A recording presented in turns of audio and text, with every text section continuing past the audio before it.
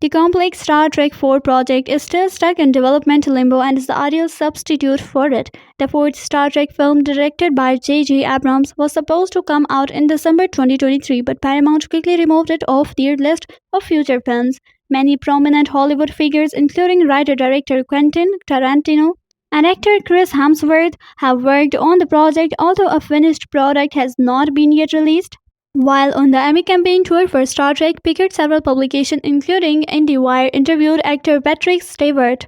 During their discussion, Patrick Stewart revealed his concept for a Picard film, expressing his desire for it to serve as an epilogue to the show's wildly popular third season.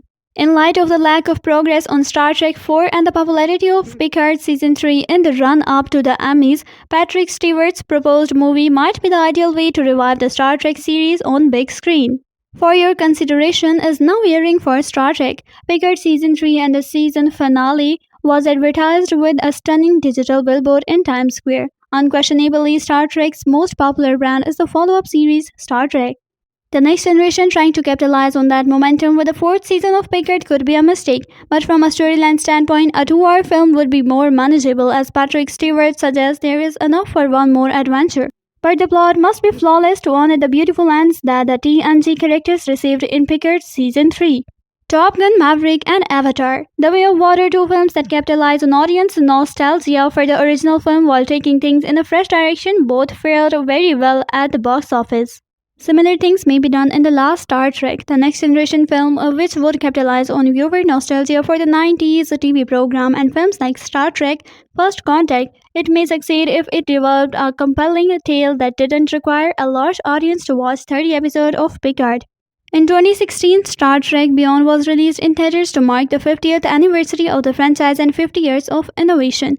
It was a fun popcorn movie adaptation of Star Trek that highlighted the amazing skill found on the USS Enterprise bridge in the Kelvin timeline. However, not just in terms of politics and pandemics, but also for the Star Trek series as a whole. It has been a very long 7 years since 2016. Star Trek is making a major comeback, but this time on television 7 years after the release of Beyond. Given that Star Trek Strange New Worlds feature its variants of Kirk, Spock, and Uhura, the streaming rebirth of Star Trek possesses a significant challenge for Star Trek IV. By evoking the visual aesthetic of the 1960s program while updating the plot and tone for the 2020s, SNW has improved Star Trek, the original series.